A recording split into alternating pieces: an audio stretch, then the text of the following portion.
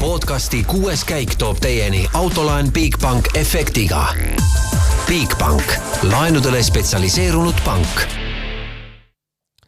Tere armsad rallisõbrad! Arktika ralli esimene võistluspäev on läbi ja ilma pikema sissejuhatuseta võtame kohe kõne. Rovaniemi meediaalas peaks olema meil Peep Pahv. Oled kuuldel? Olen kuuldel. Tervitus. No nii, räägi, Ott juhib rallit 16,2 sekundiga Priini ja 20 sekundiga Rovanpera ees. Siiamaani elu on lill? No ütleme nii, et ülekaal on mäekõrgune ja siin teistel ei ole midagi vastu panna, et võib-olla ainult Rovanpera oleks saanud suhteliselt lähedale Tänakule, kui ta poleks esimesel läbimisel seda viga teinud. Et Tänak on tõesti suutnud hästi hakkama saada ja nagu ma ta siin rääkisin ka, et suutis oma reffidega ka just teisel läbimisel niimoodi toimetada, et need võimalused ikkagi suhteliselt kiired sõitud. No aga mis sa ütled, on see ainult puhtalt hea stardipositsioon või on Ott ikkagi ise ka seal autos midagi ära teinud? No kindlasti on ta ise ka autos ikka ära teinud, et sõidumees on ta ju kõva ja sellised kiired teed talle ka väga hästi sobivad, nagu siin on. Aga kindlasti ka stardipositsioon mängis rolli, et seda nägime ju Sébastien Ogier sõidu pealt, kes seal ees sõitis, oli ikka püsti hädas ja kõige hullem oli ilmselt see veel teisel läbimisel seal ees sõita, kui need WRC2 ja WRC3 olid oma sõidujäile sinna ette teinud ja siis ta pidi juba suhteliselt pehmema tee peal hakkama sõitma.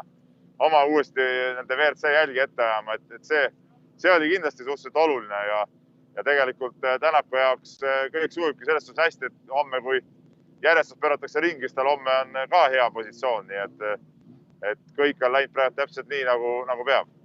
Millised need meeleolud hetkel seal Hyundai tallis on? Me nägime, Adamo käis kaamera ees seal WRC All Live'is ja ütles, et läbi lilled andis mõista, et päris kõvasti nuuti said ikka poisid kahe ralli vahel. Et kas need meeleolud on sellised lõbusad või pigem tõsised? No teadupärast ma ei näe, mis seal tallis toimub, sest et me ei saa sinna ligi praegu nende COVID-i reeglite tõttu. Küll aga Adamo käis ka siin mix-zoonis ja paar sõna sai siin ka temaga rääkida, et tundus, et ta oli igatahes nagu rahul sellega, mis praegu toimub, aga ta ka rõhutas just seda, et tööd on tehtud kõvasti, aga samas ütleme, need kohad on väga head, aga samas rallit on veel nii palju sõita, et siin nagu pilvedesse ei maksa tõusta. Tegelikult samasugust meelsust hoitis ka Ott Tänak, et hulluks ei maksa 2 kiiruskatse ära veel minna. Sa ilmselt täna raja peale ei saanud ja mine tea, kui lähedale sa autodele ei saa meediaalas saada, aga õnnestus... Sa ei näe siin taga, ma pööran nüüd kaamerat, mõned autod siin taga on, autod sõidavad siit sisse just, kus ma praegu seisan sellesse ajakontrollpunktist siis läbi. Okei, aga mis sa nende piikide kohta oskad öelda? On nad siis esirehvidel nii kulunud, nagu mehed räägivad? No ega ma tean ka seda, mida räägitakse.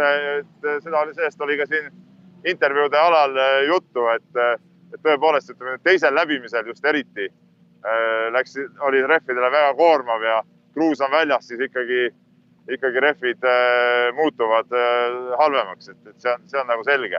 Aga ma käisin täna vaatamas, sõitsin läbi selle pühapäevase punktikatse, et seal oli ka muidugi mingites kohtades natuke nagu näha seda jälje sees, et jääd on vähe, aga muidu oli see küll väga vinge rada, et võib-olla esimesed kilomeetrid natuke igavad, aga ütleme sealt poole pealt ja see keskosa on küll väga lahe sõita, et seal hakkas endalgi natuke veri vemmeldama, kui seal roolis olite.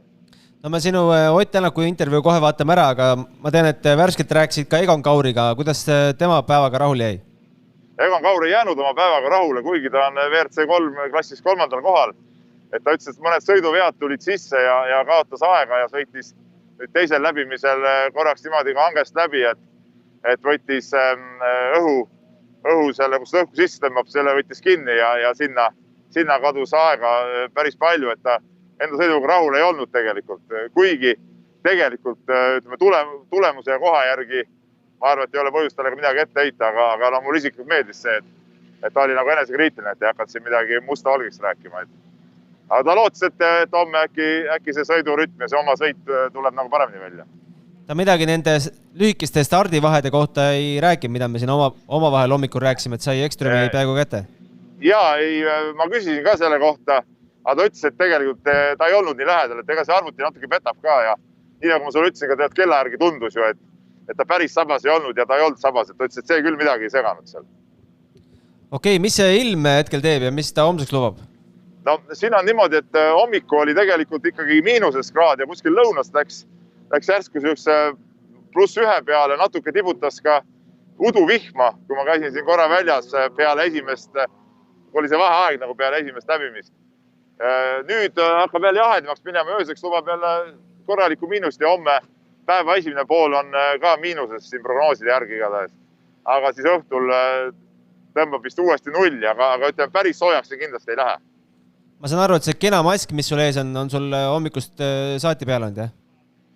See on kohustuslik tegelikult pressikeskuses, ei olnud see mul ees, sest selle maski ei tohtiks seal olla. Siin on mingid väga kummalised reeglid on siin, et tohib olla ainult selles sinises paverist maskis, et see on midagi pärast, mis tegelikult on mingi maskitesti võitja, mida me siin kanname.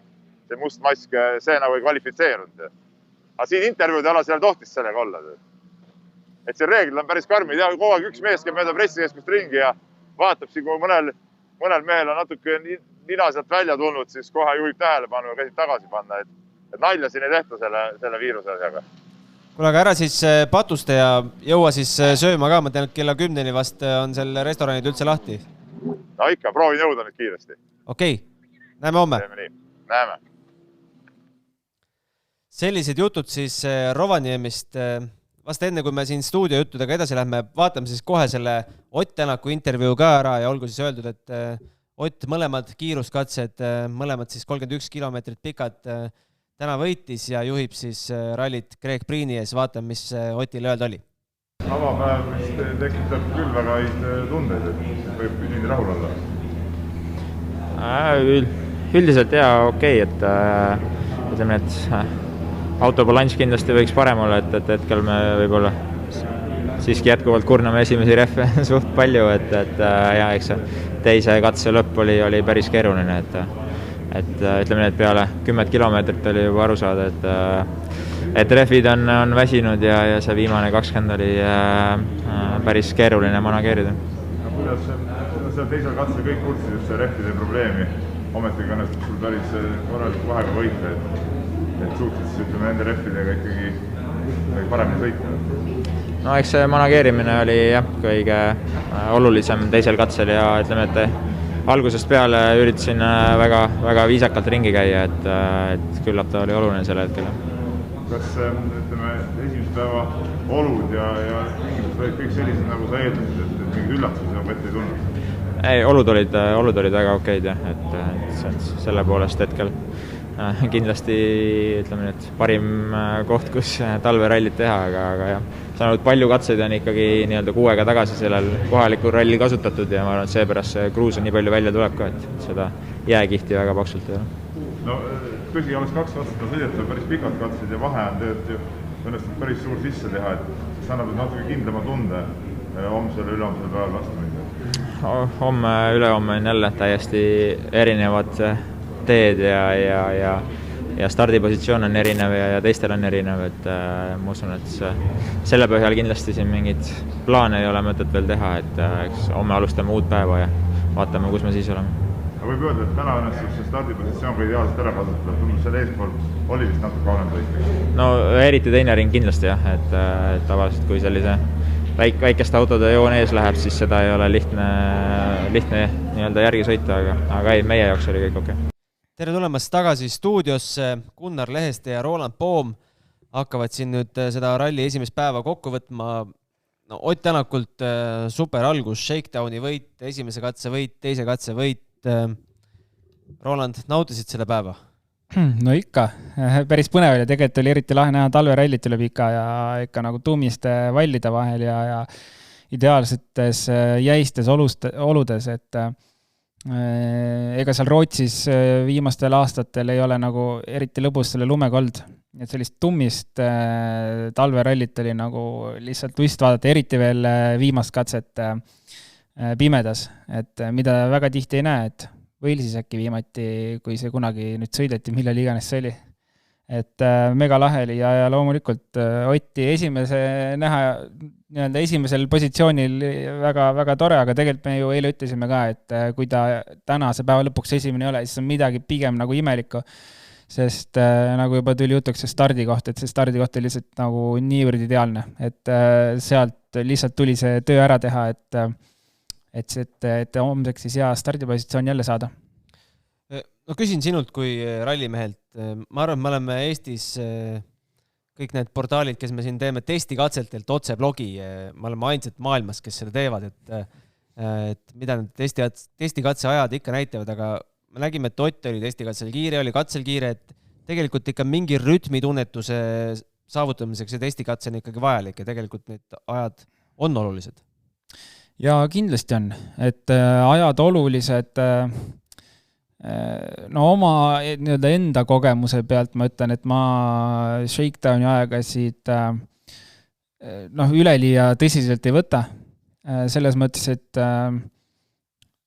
rallikatseid tõenäoliselt pähe ei õpi, mitte ükski sõitja. Et loomulikult on videotega tööd võimalik teha palju ja kui oled seal palju aastaid sõitnud, on lihtsalt see kogemus olemas, aga Shakedown on, ütleme, ka sellistel kui ma näiteks võtan oma junior WRC hooaja, et seal on pigem taga, et sa sõitad Shakedownil paugutati niimoodi, et oli nagu suht keeruline vastu saada ja siis kui ralli starti läksime, siis oli see 3-4 sekundit kilomeetri peale kaotus, et lihtne põhjus, miks ma seda Shakedowni aegasid alati nagu tõe pähe ei võta, et see pilt on ka rallil.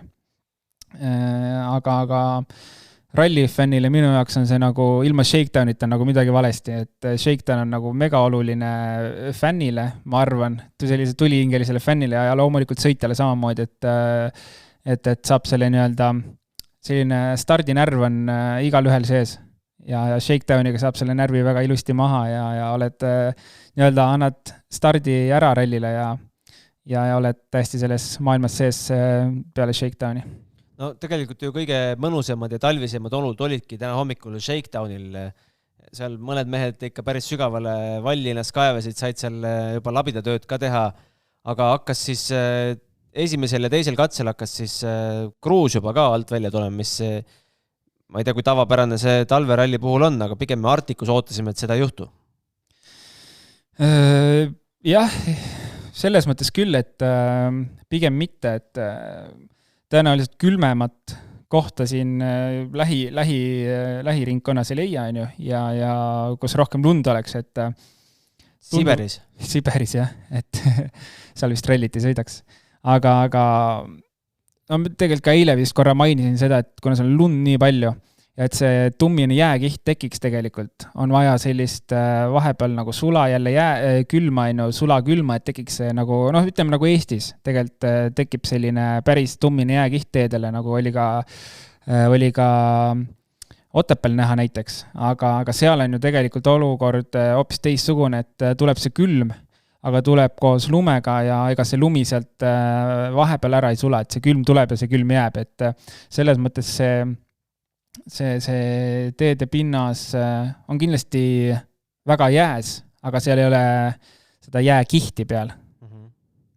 No kõige rohkem kirus ikkagi seda kruusa esimesena startinud Sébastien Ogier ja vast põhjusega, et tegelikult on tal ikkagi see esimene stardikoht kuidagi taagana kaelas, kui sa eelmise ralli oled võitnud hooaja esimese, siis paratamatult pead sa esikohal startima, aga oleks ta saanud midagi paremini teha, et praegult mitte olla 9 ja kaotada Otile tervelt peaaegu 50 sekundiga?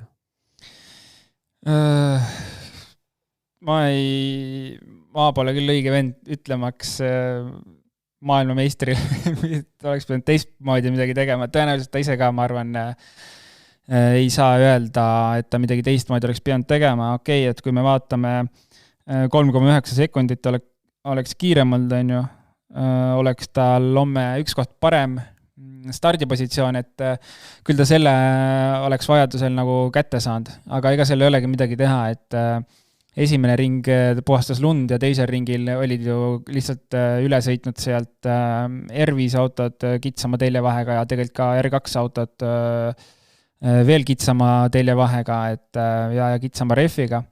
Et see on üpriski ebamugav sõita kitsama autojoones, et see, kuidas auto seal rööpas loobib, et see on üpriski selline etteaimamatu ja see oligi siis teise katse probleemiks tal, et seal ei olnud mingit puhastamist, kindlasti seal oli lihtsalt selline ebamugav rööbas ja no teine asi on muidugi see, et rehvide kulumist, kes kuidas suutis rehve hoida.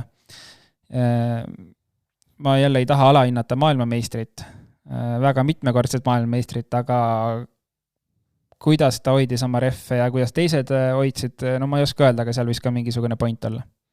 Elfyn Evans, kes startis ju teisena, on kokkuvõttes 5. ja kaotus, no selles mõttes saab öelda vaid 32 sekundit.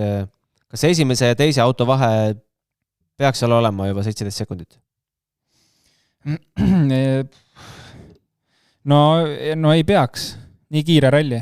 Ei peaks aga no ta on esimest korda kalendris ja sellest tulebki nagu see point, et see ralli on ralli, kus nagu peab olema kogemust või mingisugune teadmine nende teede puhul all, et seal kiiresti sõita. Rovanperal ilmselgelt on, aga seal on kindlasti mehi, kellel ei ole seda. Ja no Rovanpera oleks ilmselgelt lähemal olnud ka, aga esimese katse viga võttis, tähendab kaotas sinna päris mitu sekundit juurde, et selles mõttes ei ole midagi öelda, Ott tunneb või teab neid teid, ta on seal varem käinud, tal on hea auto, ta on mega kiire, ta on kasvanud ka lumeses üles ja lumeses nii palju sõitnud, et näitas selles mõttes ikkagi nagu klassi, küll jah, hea stardikoha pealt startis ka, aga seal ikkagi oli vaja näidata nagu sõitu ja sest need, kui katseid vaatasid on-board, need ikka nagu räigelt tummised katsed. Eriti valus oli vaadata selle pimeda katset, et ma ei tea, televaatajana ei oleks seda katset ka 50-ga sealt ära sõitnud, aga räägime võib-olla Greg Priinist. Oleksid sa oodanud, et ta esimese päeva järel on meil Ott Tänaku selja taga ja teisel kohal? Kusjuures arvasin. Miks? Sellepärast, et kui sa tuletad meelde, millised on ta tulemused olnud või mis tempoga ta on sõitnud nendel rallidel, kus ta on selle võimaluse saanud sõita, siis ta ikka hoiab peal. No. Ta lihtsalt peab tõestama ennast seal, kus ta oma võimaluse saab jälle. Ja loomulikult jälle stardipositsioon, mis tegelikult on tal igal rallil olnud väga hea, sest tal on väga lühike hooaeg alati olnud ja ta on seal punktitabeli lõpus. Samamoodi ka Eestis, kui ta sõitis, et lõpetas ralli teisel kohal, aga tal oli ka samamoodi stardikoht oli hea ja kõik jutud kokku, et see kogu pakett on nagu hea, aga ta ilmselgelt seal on nagu see näitamisvajadus nii suur, et ma selles mõttes ma pigem ikkagi arvasin, et ta on seal eespool. Aga kuidas see ikkagi seletatav on? Ta ei ole ju MM-rallidel pärast Rally Estoniat osalenud. Ma vaatan siin ta leheküljelt, et ta on pärast seda olnud Rally Fafe, siis on Belgias üks Aarova ralli, Ungari ralli, Kanaari saartel, no tegelikult sõitnud on. Ja ta sõitis kogu Euroopa, need on Euroopa meistrisarja võistlused ja ta sõitis seal Hyundai R5 autoga, nii et ta on sõitnud kogu aeg ja isegi sellel, kas see oli eelmine või üleelmine aasta, ta pani ikka, no kui ta oli isegi ühtegi WRC starti poolt, et ta kalender oli päris tihe, ta sõitis kui ma ei eksi, siis kõikide võimalike R5 autodega ja ma arvan, et ka kõik need võitis, mis ta sõitis, et ta on mega kiire vend ja et kui me isegi teda siin kalendris, WRC kalendris ja rallidel sõitmas ei näe, et tegelikult ta sõidab palju küll R5 autoga, aga tal see käsi on kindlasti soe ja selle taha asi ei jää. No Kalle Rovanpera tegi selle väikse eksimuse seal avakatsel, juhtus see siis umbes katse keskel, ütles, et arvestas seda vahemaad, mis oli mahapöördeni jäänud kuidagi valesti ja oli siis tagaotsaga lumevallis ja võib vist isegi öelda tema puhul, et õnneks ainult 10 sekundit läks, sest me ju shakedownil nägime, kui valesti võib minna tegelikult ka selles vallis, et Nevillile tuli puksiir välja kutsuda ja ma ei tea, kuidas see ekströömselt välja sai, ka ilmselt puksiiriga ega seal teist varianti ei olnud. Et tegelikult õnnesärgis sündinud. Ja tegelikult isegi võib-olla hea, et see nagu kohe ära juhtus selles mõttes, et võttis, ma ei saa öelda, et võttis pinge maha, aga selles mõttes nagu selline moment on nüüd tehtud rallil ja rohkem seda tulla ei saa lihtsalt, et kui see oleks juhtunud nagu poole ralli peal või ralli lõpupoole, et oleks oluliselt kehvem lugu olnud, et kui see on nüüd täna esimesel katsel tehtud, siis sa tead, et ülejäänud ralli tuleb paugutada ja tuleb puhtalt panna ja kuidagi selline, ütleme, see klikk käib ära, et see on tehtud ja nüüd lähme paneme puhtalt edasi. Aga see pigem need väljasõidud Shakedownil esimesel katsel, pigem Shakedownil isegi oli päris üllatav, neid nii palju juhtus, et kas mehed katsetasid, et kui kõvad need vallid on, aga need vallid, kus välja sõideti, seal juba olid esimesed käinud ära proovinud ja natuke pehmed olid. Ega see vallisõit, võib-olla esimesed 3 autot just ühes ja samas kohas saidki enam-vähem kokku, et kas seal võis juba olla see, et üks proovis valli ära ja siis enam teisi ei toestanud? Ja kindlasti nii ongi, et tegelikult ma ei ole nüüd 100% kindel, aga Twitteris oli video, kus Ole Kristjan Veibi minu meelest oli sama kurv, kus siis Veibi pani ju täie hooga läbi. Veibi pani täie hooga läbi ja tõenäoliselt läks siis Neville tema tagant siis järgmisel ringil seda sama kurvi võtma, aga siis oli juba vall pehme, ega sinna enam ei toeta, siis see lihtsalt tõmbab sisse ja Evansi tõmbas ka. Just, et ja niimoodi ta läheb, et kui üks puudub selle valli ära, siis iga vall on selles mõttes erinev küll, aga tõenäosus, et järgmise auto tõmbab sisse, on päris suur.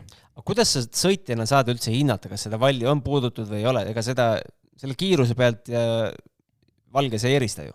Ei, see on lootmine, ega seal suurt midagi ei ole, et kui natuke hoog on palju ja lähed sinna valli toetama, siis on lihtsalt vaja loota, et seal keegi ees pole käinud ja vall on pigem nagu kõva ja toetab sind, aga ma arvan, et me selle ralli jooksul kindlasti veel näeme seda, et selliseid trikikohti on seal palju, et kus keegi on käinud ära toetanud ja järgmine mees tõmbab sinna sisse, et seda kindlasti tuleb. Pigem ära toeta? Pigem ära toeta, aga seda toetamist tuleb niikuinii kõigile ette, et katsed on kitsad, hoogu on palju ja rööbas on kitsas, et seda tuleb ette kindlasti ja tegelikult ütleme, kui on selline tegelikult see valli toetamine tuleb ikkagi nagu sõidu osas kasuks, kui sa oskad seda ära kasutada. Aga jah, selles mõttes olud on sellised, et ei oska öelda, milline vall on tugev ja milline mitte. No räägime veel Hyundai meestest. Thierry Neuville on küll 4. kohal, aga räägiks kõigepealt Oliver Solbergist, kes näitas teisel katsel 4. aega. Esimene katse tal läks natukene sinna vist kogemuste hankimise nahka, et esimene katse... Ta tagurdas ka seal. Jah, 10. aeg alles ütles katse lõpus, et tema esirefid on juba seal läbi. Või ütles seda teise katse lõpus. Ütles esimesel juba ka. Et 10 sekundit läks sinna ka ja I'm learning, ütles siis sellised sõnad, et aga õppis väga kiiresti, et paar tundi möödas ja juba 4. aeg. See tegelikult on nagu mega hea meel näha seda, et nagu päris hooga tuli. Aga samas jah, ütleme, ma ei vaata isegi Evansit seal taga, et Evansis kiirem on, ma pigem vaatan seda, et oli Suninenist kiirem ja Takamotost, et üllatavna mega kiiresti saab hakkama. Okei, me teame seda, et talv on ja lumi ja jää on ta lemmik pinnas, kus sõita rallit ja tal on kogemust ka ikka mega palju ja ta on selle peal hullult palju sõitnud R5 autoga, R2 autoga ja teiseks ta on väga palju sõitnud Rallycrossi Supercar autoga, millel on jõudu rohkem kui WRC autol, et see jõud teda kindlasti ei üllata, WRC auto jõud. Aerodünaamika küll kindlasti vajab harjumist, aga see kiirus on pigem üllatav ja väga, väga tore on näha Oliveri sellist tempot tegemas. Mõni aasta tagasi alles üritas R2-ga kuidagi mind kätte saada, et lahe vaadata. Tundub, et mees väga ise naudib, et seda asja, et ütles seal, et talve võlumaa ja sellises autos on nagu unistuste täitumine. Absoluutselt nõus. Igatahes Thierry Neuville, siis 3. Hyundai paremuselt on 4. kohal, 29,8 sekundit kaotab tema Otile. ega ei jäägi väga meelde, mis Neville'il siis seda hoogu on kärpinud või isegi selle kohaga praegu rahul jääda? Pigem jaa, ma ei ütle küll ühtegi halba sõna, et selline, ütleks lihtsalt okei tulemus. Et küll teise katse lõpus ta ütles, et neil on mingi kommunikatsiooni erroreid vahepeal autos, et peavad sellega tegelema. Et ma täpselt ei saanud aru, mida ta selle all mõtles, et ta ei saa vahepeal aru midagi, aga okei. Ju siis tuleb selgemini rääkida. No tuletame meelde, et uus kaardilugeja ikkagi teist rallit, Martin Viidhage. Just, et uus kaardilugeja. Aga ei, ma arvan, et normaalne tulemus ja siit selles mõttes homme edasi panna on täitsa okei. Stardipositsioon on hea ja kõik on hästi. No M-spordimeestest seda, et Evans on 5. kohal, seda juba mainisime varem. M-spordimeestest hetkel kiirem Teemu Sunninen 6. koht ja 34,5 sekundit kaotust. Arvestades seda kadalippu, mis M-sport on viimastel kuudel pidanud läbi tegema, ikkagi päris korralik koht. Ma arvan küll. Ega ta ise mainis ka seda, et ega raske oleks midagi kiiremat siit praegu loota. Ja, esimene katse pigem oli nagu halvas mõttes üllatav minu jaoks. Et oleks oodanud natuke kiiremat tempot, aga teine katse on, ma arvan, päris selle, ma arvan, et see on suht okei. Et ei saa ka midagi nuriseda.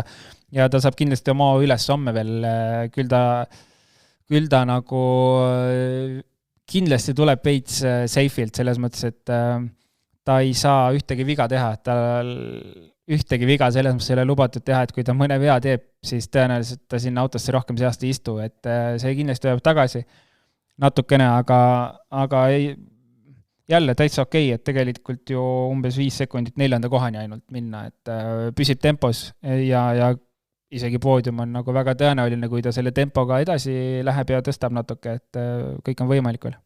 Vaatame R5 arvestus ka, Esa-Pekka Lappi juhib seal 13 sekundiga Gräzini ja 16 sekundiga Mikkelseni ees. No vist ei ole üllatav, et arvasime, et Lappi sõidab kiiresti ja sõidab ka. Jah, ei, see pigem nagu oli küsimus, et kui mitme sekundiga Lappi võidab, et kui mitte see, et kas ta võidab.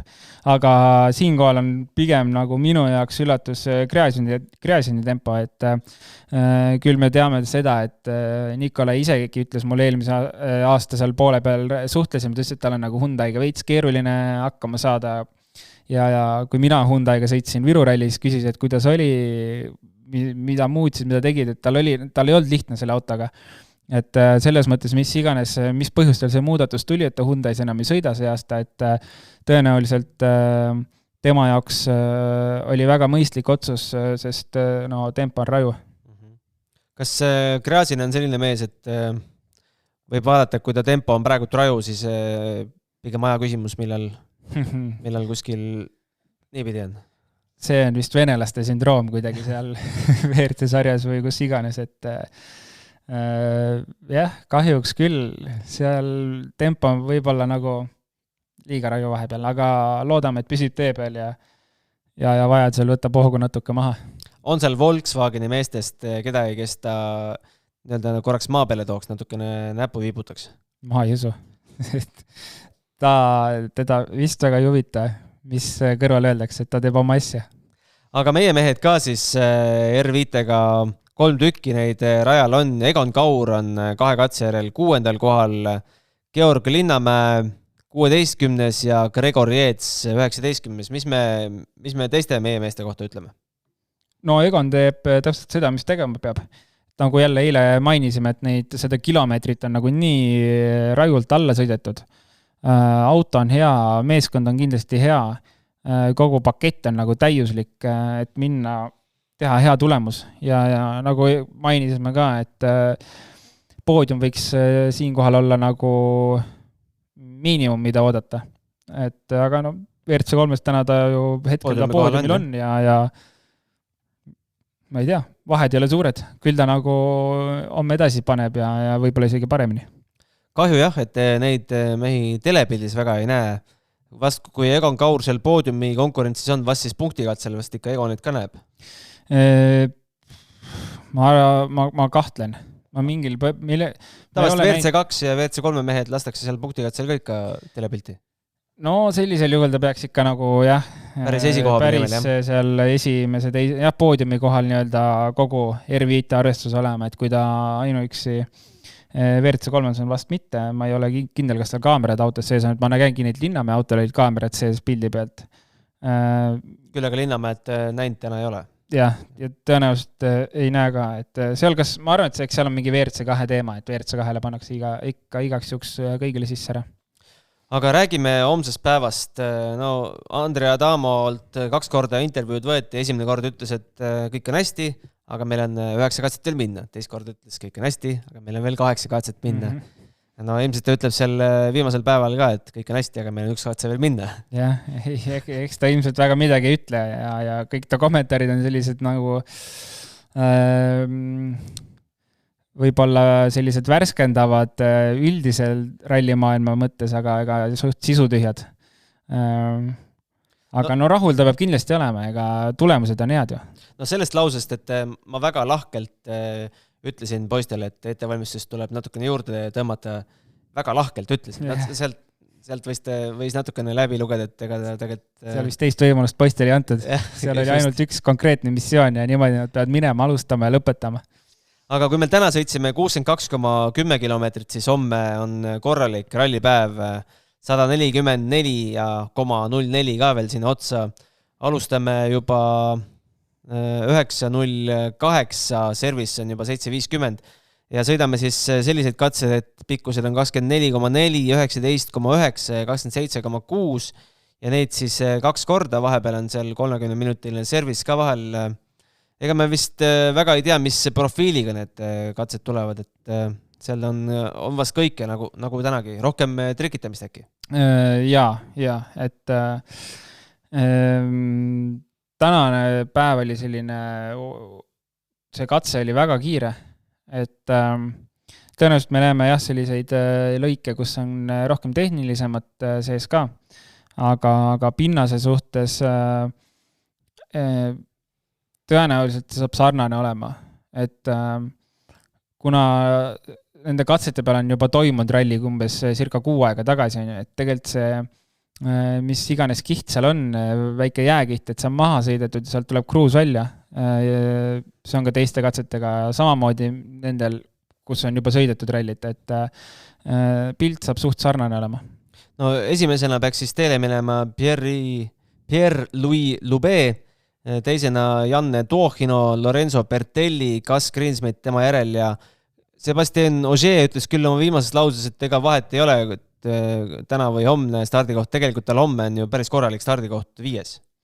Jaa, tegelikult nagu numbri võttes küll on päris okei, et küll mida ta võib-olla mõttes on see, et kas need esimesed 4 meest äkki ei sõida seda joont, mis no just, ma seda mõtlesin, aga õnneks see Tuohino ei stardi esimesena ja Loubet läheb ees, et teeb vast mingi mõistlikku joont ja teised äkki siis sõidavad Loubet joone järgi, et ei hakka lambis seal kuskil valli ääres sõitma, et siis iseenesest ma ei tea, nii hullu ka ei saa panna seal kitsaste teede vahel, et teha mingit hästi debiilset joont, et ma arvan, et võib-olla natukene tegi asju huvitavamaks, kui ta olema saab, et vast ei ole väga hullu. Tal kindlasti saab homme parem olema, kui oli täna. Ma olen täiesti veendunud. Otil 13. stardikoht, on see hea või halb? Ideaalne. Aga teisel läbimisel? Ideaalne. Rööpat ei hakka segama? Ma ei usu, et seal tekib sellist suurt rööbastki üldse. Nagu ma ütlesin, tee on nagu väga-väga jääs, väga sügavalt jääs. Küll tuleb kruus välja, jääs kruus tuleb välja, aga ta niimoodi rööpasse ei lähe, et ta on ikka väga jääs pinnas. Ja pigem ongi teist ringi hea sõita, et eest sõidetakse jälle see WRC autojoon sisse, kui on käinud R5 ja R2 eest läbi. Aga tuletame meelde vaatajatele, kuulajatele ka, et meil on võimalik saates saata küsimusi ka 6kaik@delfi.ee. Täna 1 kirja saime, aga kahjuks peame tunnistama, et vale aadressiga oli see, et see kiri oli rohkem sinna TV6 poistele ja muidugi müts maha TV6 ees rääkisid isegi selle 3-tunnise või 4-tunnise pausi, mis meil seal oli, rääkisid ilusti täis ja lausa lust on vaadata seda programmi sealt. Ja kõrvale loomulikult võtke siis Delfi otseblogi ja homme siis kella 9-st, võib-olla isegi natuke varem hakkame juba kribama ja homme õhtul oleme samuti siin juttudega eetris. Aitäh, Roland, täna! Kohtumiseni homme teiega ka vaated. Podcasti 6. käik tõi teieni Autoline Bigbank efektiga. Bigbank, laenudele spetsialiseerunud pank.